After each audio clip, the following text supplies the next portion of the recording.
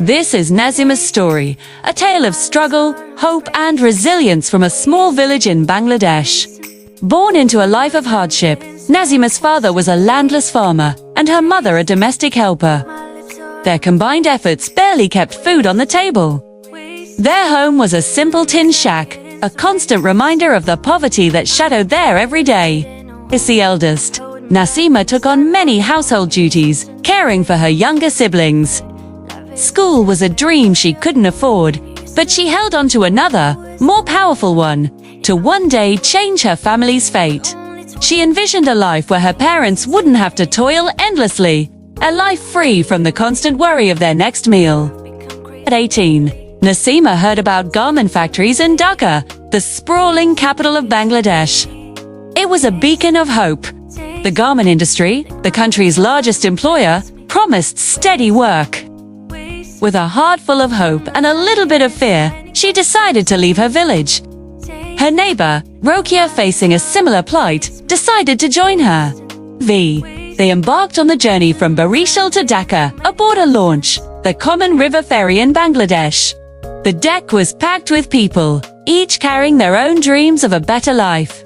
Under the stars, Nazima and Rokia shared their hopes, their anxieties, and their aspirations for the future that lay ahead in the big city. Upon arriving in Dhaka, the reality of city life hit them hard. They found a small, cramped room in a low-income neighborhood, which they shared with two other young women. The room was dark, with no windows, and a single fan struggled to stir the humid air. They slept on thin mattresses on the floor, their few belongings tucked into corners. It was far from the life she dreamed of, but for Nazima, it was a necessary sacrifice, a stepping stone towards helping her family. Every day, she held on to the belief that this hardship was temporary and would eventually lead to a brighter future. The very next day, Nazima started her job at the garment factory.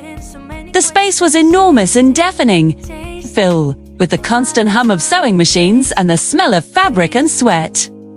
She was hired as a line assistant and floor cleaner, her tasks ranging from threading needles and preparing materials to keeping the work area tidy. For 12 hours a day, 6 days a week, she worked tirelessly. Her salary was a mere 8,000 Bangladeshi taka per month, roughly $90. Paying for her cramped room, food, and transport, there was almost nothing left. The dream of sending money home felt distant, but Nazima refused to be discouraged. She was determined to prove herself, to work her way up, and to finally support her family. For 11 long months, Nazima endured. The factory had no cafeteria, so every morning she would pack a small metal lunchbox with rice and lentils. During her short breaks, she would find a quiet corner on the factory floor to eat her simple meal, gathering her strength for the rest of the grueling shift.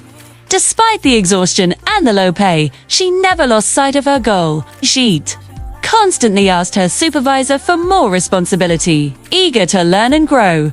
She had her eyes set on becoming a sewing operator, a position that came with better pay and the chance for overtime. She believed that with hard work and persistence, she could secure that promotion and finally start sending money home.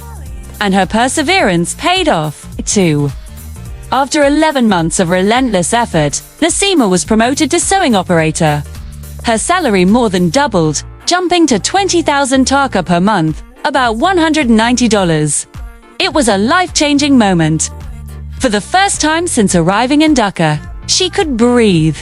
She could comfortably cover her own expenses. And most importantly, she could finally send money back to her village. Her mother could now buy more food and essentials. Her siblings could afford school supplies. It was a small step, but for Nazima, it was the realization of a dream she had carried for so long. Her sacrifices were finally bearing fruit, bringing a little more comfort and hope to the family she loved so dearly. But Nazima's new life in Dhaka brought more than just financial stability. Amidst the noise and chaos of the factory, she found friendship and community. She grew close to other women who shared her struggles and her dreams, creating a small family of support. and among them was Rafi, a kind young man who worked alongside her. He noticed her quiet determination and her exhaustion, often offering a word of encouragement or a helping hand. His quiet strength and compassion were a balm to her weary soul. Over time, a deep affection grew between them. Rafi became more than a friend. He was her confidant, her emotional anchor in a challenging world. Having always focused solely on her family's well-being, Nasima now found herself thinking about her own happiness, better future, shared with someone who understood her journey. She had found love, and it made every hardship she had endured feel worthwhile. One evening, after a particularly long day, she called her mother. Hearing the joy in her mother's voice as they talked about the family's improved situation, Nasima felt it was the right time. With a nervous heart, she decided to tell her about Rafi. She was ready to share this new, beautiful chapter of her life. Nasima's journey is a powerful testament to the strength of the human spirit. It's a story of a young woman who balanced immense responsibility, personal dreams, and newfound love in the face of incredible hardship. Her story reflects the reality for millions of women who work tirelessly to support their families, finding small joys and deep connections in the most unlikely of places. It's a reminder that even in the toughest of circumstances, hope can bloom and love can emerge, making the journey, with all its struggles, a little bit easier to bear. Thank you for watching. If Nasima's story touched you, please like, share, and subscribe for more stories of hope and resilience from around the world.